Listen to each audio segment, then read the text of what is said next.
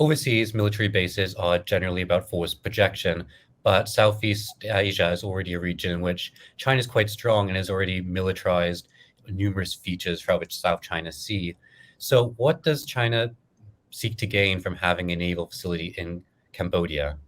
One, they simply gain more experience in operating bases in foreign countries. Right at this point, they just have the one, and adding a second, even though it's relatively close to home, gives them more experience in maintaining effective military to military relations, in potentially maintaining good relations with surrounding communities. They just don't have experience doing that overseas, and doing it in a friendly country is a good way to gain some of that experience. Beyond that, I think there are security implications for a base in Cambodia. It's certainly not a game changer. As you note, they have militarized islands that they've created across the South China Sea, but it does allow them to project power a bit further west towards Singapore, the Malacca Strait, and into the Indian Ocean. It allows them to present a more complex security threat to Vietnam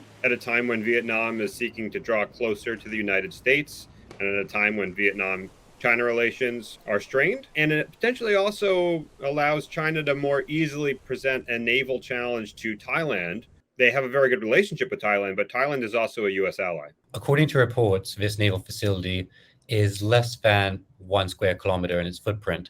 So, how much of a threat could a base of that size reasonably pose? This is not going to be a base for multiple aircraft carriers or anything like that.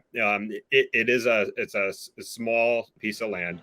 Again, it's not going to be a game changer, and so we need to be careful about not overstating the threat. But it does give the Chinese Navy a new location from which to operate, and allows them to reach places and threaten places from a different angle and a different way than they otherwise might have. Is this the new normal? Will China continue seeking to develop a constellation of military bases around the world, much like the US has now? That's a fair assumption at this point.